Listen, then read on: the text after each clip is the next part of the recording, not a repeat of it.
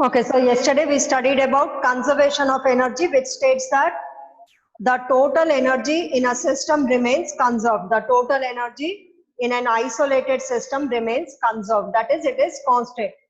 Okay, so which can also be stated as the energy can neither be created nor it can be destroyed. Only it can be transformed from one form to another. Okay, so one example here we have studied in which a particle is dropped from a height. So here the total energy is the mechanical energy. Okay, so the total mechanical energy remains conserved because we found out the mechanical energy at different points, and at every point the total energy, which is the sum of kinetic and potential energy, comes equals to mgh. Okay, now the second example, in an oscillating spring. Okay, we had already found out the potential energy of a spring. So in oscillating spring,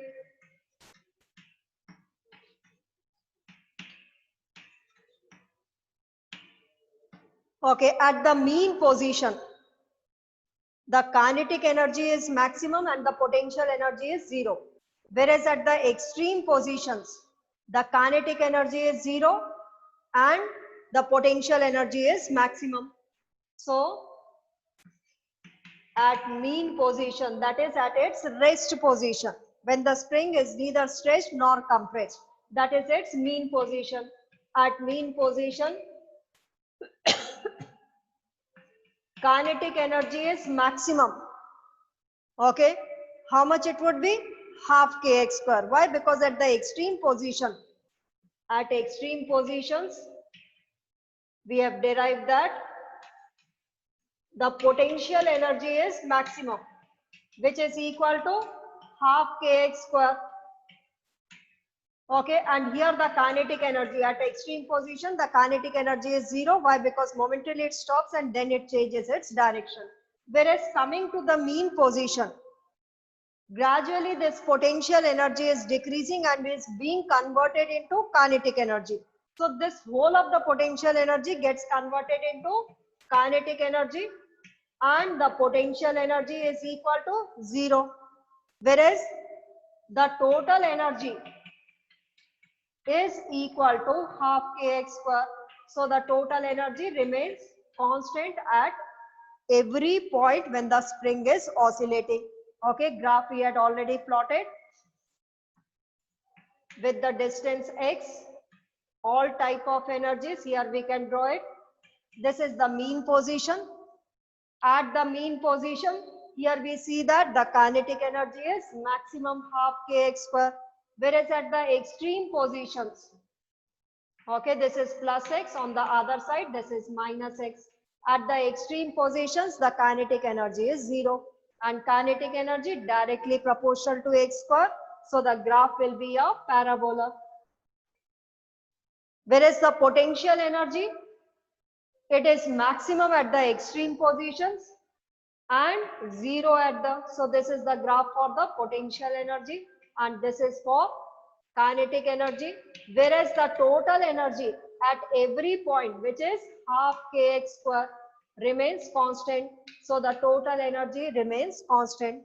So again we see that moving from the extreme to the mean position, the potential energy is gradually converted into the kinetic energy, and the whole of the potential energy gets converted into the kinetic energy when it comes to the mean position.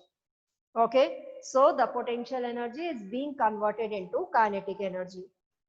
Okay, another example, in an oscillating bob of a simple pendulum.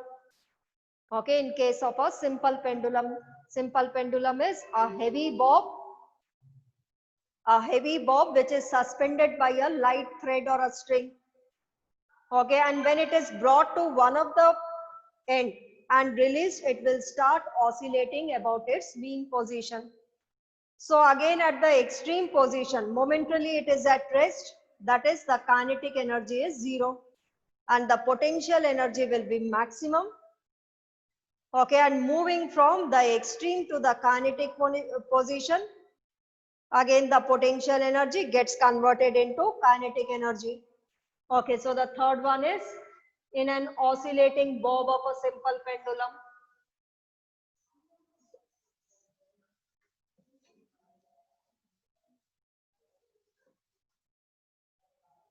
Okay, third example in which again we can show that the total energy is conserved. So, the third example, pendulum. Okay, this is called as simple pendulum. There is one more pendulum, compound pendulum, okay, which you are not going to study. This is the simple pendulum. In simple pendulum, a heavy bob is suspended by a light thread. This position is called as its mean position. Okay, when it is brought to one of the end and released from here, this position will be called as its extreme position.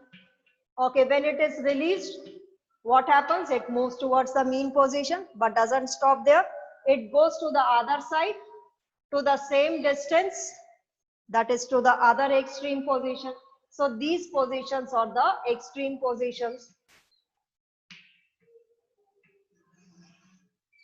Okay, so this bob is at maximum height when it comes to the extreme position. So at extreme position, the potential energy is maximum, whereas momentarily it stops and then changes its direction. So the kinetic energy here is 0. Whereas when it comes to the mean position, the speed is maximum. So here the kinetic energy is maximum, and this we are taking to be the 0 potential. So here the potential energy is 0. Okay, so moving from the extreme to the mean position, the potential energy is being converted into kinetic energy. Okay, the whole of the potential energy gets converted into the kinetic energy when it reaches the mean position. So potential energy is converted into kinetic energy. Okay, when it goes from mean to the extreme position, this kinetic energy is again converted into potential energy. Kinetic energy is being converted into the potential energy. So this how the total energy, which is the mechanical energy, sum of the kinetic and potential energies, remains constant, remains conserved. So in case of us, a few examples here we have studied in which the total mechanical energy is conserved. The first example, okay, this you can draw the same diagram and show here that the potential energy is being converted into kinetic energy when it is moving from extreme to the mean position. Mean to the extreme position, kinetic energy is converted into potential energy. Okay, so draw the diagram. So three examples here we have studied in which the total mechanical energy remains conserved, that is remains constant. The first example, when a body is dropped from a height, okay, the mechanical energy is conserved. The second example, in an oscillating spring, the total energy, sum of the kinetic and potential energy remains conserved. So in case of simple oscillating simple pendulum, oscillating bob of a simple pendulum, again the mechanical energy remains conserved. At every point, if you find out the sum of the kinetic and potential energy, it will remain constant. So this principle states that the total energy in a system remains conserved. Okay, drawn the figure. Okay, next we'll study few types of energies. Types of energies.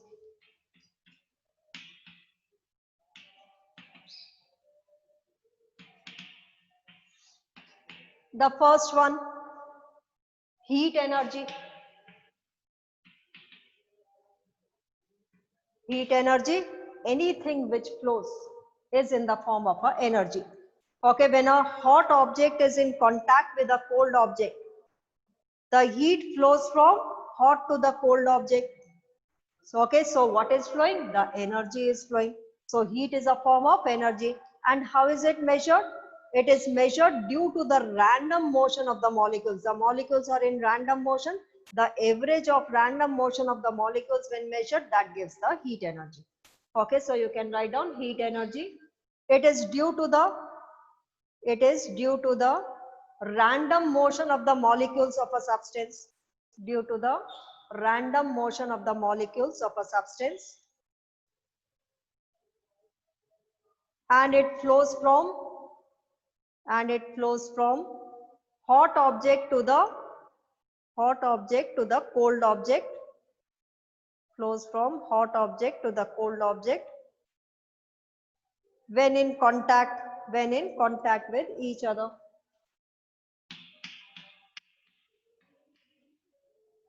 Next is internal energy. Internal energy is, like every substance is made up of molecules. These molecules are in random motion, due to which they have kinetic energy, and they are in the field of attraction with the other molecules also. So they also have potential energy due to their position. Okay, so this total energy, the summation of the energy of the molecules of a substance, that we call it as the internal energy. That is, it is the sum of the kinetic energy of the molecules and the sum of the potential energy of the molecules. Okay, so the summation of the kinetic energy and the potential energy of the molecules makes the internal energy of any substance. So here you can write down, it is the summation of kinetic energy, and potential energy of the molecules, of a substance.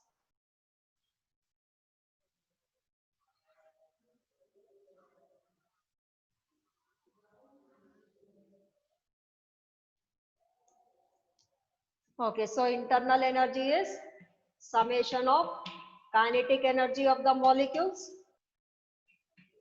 plus summation of potential energy of the molecules. So this is the total energy possessed by the molecules of a substance. This we call it as the internal energy. Okay, some internals, the substance internally has some energy which is the summation of kinetic and the potential energy of the molecules. Okay, this we call it as the internal energy. Okay, next is electrical energy.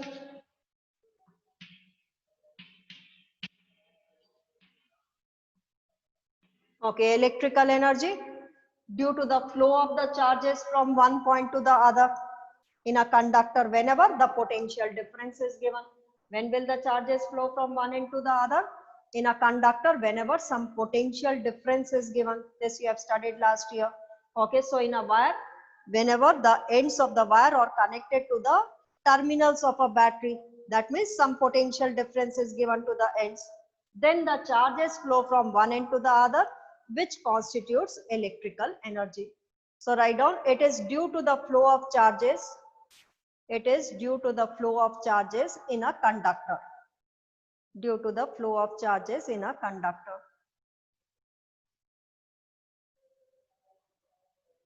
Okay, next is chemical energy.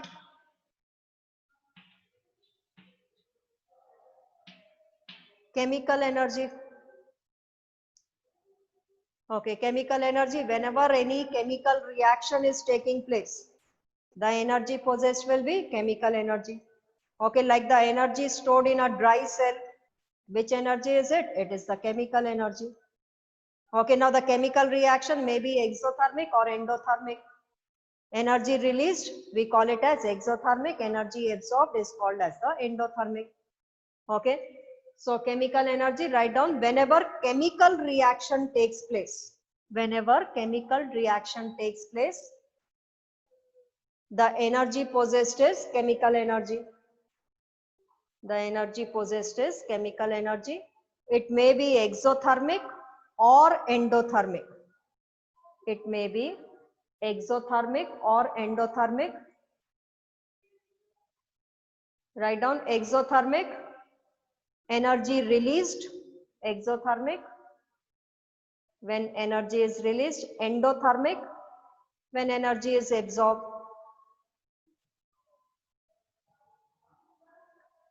Okay, next is nuclear energy. Nuclear energy is possessed in the nucleus of an atom. Okay, the energy possessed in the nucleus of an atom is nuclear energy. But when is it released? A tremendous amount of energy is there. When is it released? Whenever nuclear fission takes place or nuclear fusion takes place. Okay, so in the process of nuclear fission or nuclear fusion, the nuclear energy is released. Okay, so write down the energy inside the nucleus of an atom. The energy inside the nucleus of an atom is the nuclear energy which is released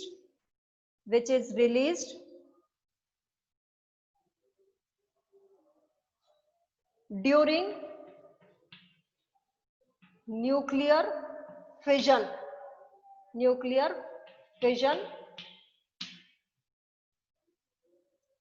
Okay, nuclear fission means splitting of a heavy nucleus into two or more nuclei. Okay, this is the splitting of a nucleus. Splitting of a nucleus in two or more fragments. Or nuclear fusion. So it is released during the process of nuclear fission or nuclear fusion. Nuclear fusion is combining of two light nuclei. Okay, this is the combination, combining of two or more light nuclei.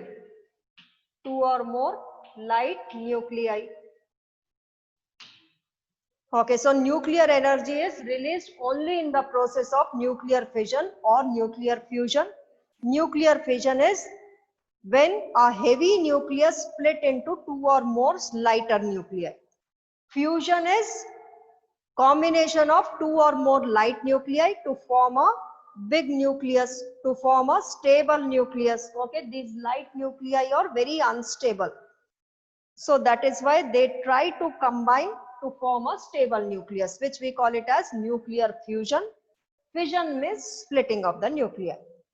Okay, so these are some of the various types of energies. Okay, next is energy mass equivalence. Energy mass equivalence.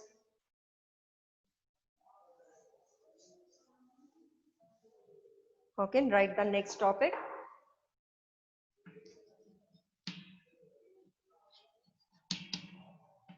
Okay, we'll find one relation between energy and mass.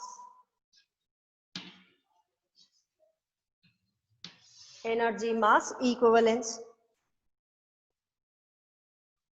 Okay, now according to Einstein, energy and mass together or conserved. Okay, earlier what it was thought, energy is conserved, mass is conserved. Separately, these two physical quantities are conserved. In an isolated system, energy is conserved and mass is conserved separately. Okay, but according to Einstein, the energy mass together are conserved. That is when a particle is moving comparable to the speed of light. Okay, with a very, very high speed, comparable to the speed of light. Then some of its mass gets converted into energy. Okay, some part of its mass gets converted into energy. That is the energy and mass together or conserved. A single entity it becomes. The energy and mass together it remains conserved. And according to Einstein, the energy mass conservation relation, the energy mass relation is given as E is equal to mc square. Okay, so first write down the energy and mass together or conserved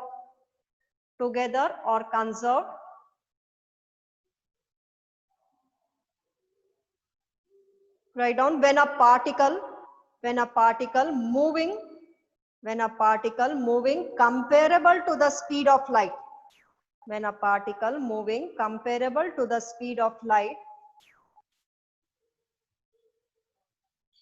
then some of its mass gets converted into energy. Then some of its mass gets converted into energy. Some of its mass gets converted into energy. According to Einstein, this relation is given by E is equal to mc square. Okay, this much mass gets converted into energy. Okay, the relation is E is equal to mc square, where c is what? Speed of the light, which is equal to 3 into 10 raised to the power 8 meter per second. Can you find out how much energy will be released if 1 kg of mass is converted into energy? 1 kg mass is moving comparable to the speed of light, and the whole mass gets converted into energy. Suppose the mass is 1 kg, how much energy will be released? You can find out. Mass is 1 kg. If mass is 1 kg, then the energy released will be 1 into c square. Square it, 9 into 10 raised to the power 8 square is 16. So 9 into 10 raised to the power 16 joules of energy is released. Okay, which cannot be obtained by burning coal or by any other method to produce this much of energy. Okay, so this is the energy mass equivalence according to Einstein. The energy and mass together are conserved, because if a particle is moving comparable to the speed of light, some of its mass will get converted into energy given by this relation. Okay, so this is called as energy mass equivalence. Okay, now the next topic which is left in this chapter is collisions. Okay, now here we'll study about collisions. Collisions means two objects moving with some speeds, when they come close to each other, that is when they come in contact with each other, they exert force on each other, due to which their velocity changes. Okay, this process we call it as, that is interaction of the two particles, that we call it as the collision. Okay, now the collisions are of two types, elastic and inelastic collisions. Okay, so write the next topic, collision.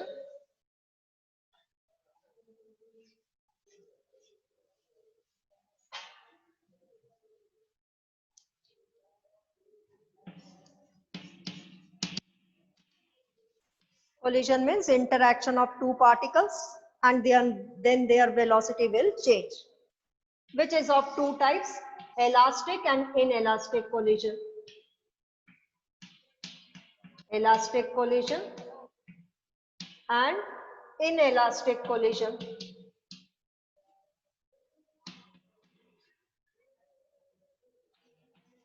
Okay, now let's study the features of these two types of collisions.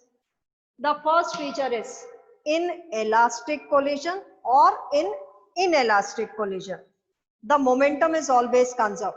We have studied about the conservation of momentum in the chapter laws of motion. Momentum, whatever be the type of collision, momentum is always conserved. Momentum is what? Mass into velocity. Okay, so the momentum of the two bodies, suppose two bodies are colliding. So the momentum of the two bodies before collision will be equal to the momentum of the two bodies after collision. Why? Because after collision, they are changing their velocities. Both the bodies are changing their velocities. Now they'll move with some different velocities.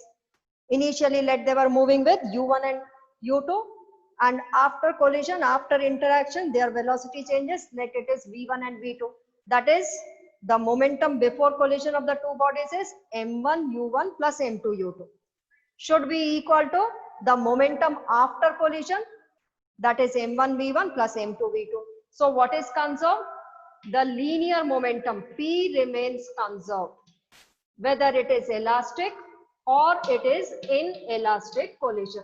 What is this P? Linear momentum. Momentum, mass into velocity. Mass into velocity of the two bodies before collision should be equal to the mass into velocity of the two bodies after collision. That is, the momentum always remains conserved. Okay, just now we have studied about the total energy. Total energy is always conserved.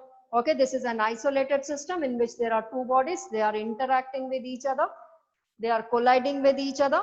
The total energy remains conserved.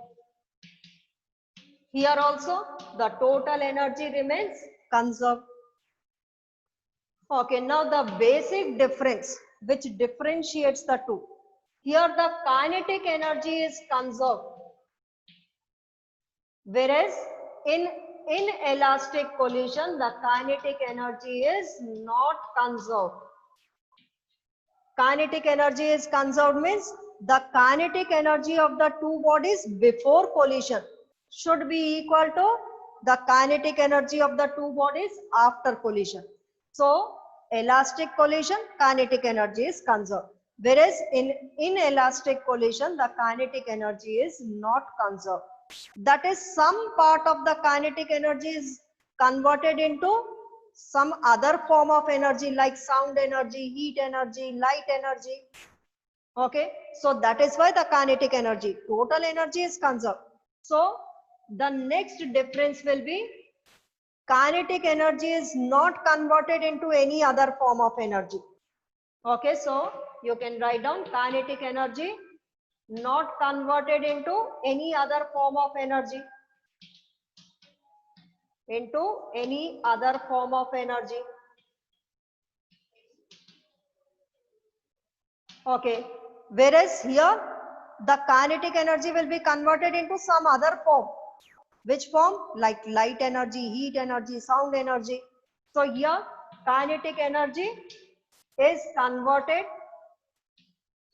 into some other form of energy like some other form like, okay, completed, like light energy, heat energy, sound energy, etc. Like light energy, heat energy, sound energy, etc. Okay, now the next is in elastic collision, the forces which are involved are conservative forces. So here forces involved are conservative forces. What are conservative forces? Conservative forces are those due to which the work done does not depend upon the path, like we have proved for the gravitational force also. It is not depending upon the path, so the gravitational force is conservative. Okay, whereas here the forces involved in inelastic collision, the forces involved are non-conservative in nature. Forces involved are non-conservative in nature. Okay, so these are some of the features of elastic collision, or you may say some of the differences between the elastic and the inelastic collision. Okay, complete the writing work by the time I take your attendance.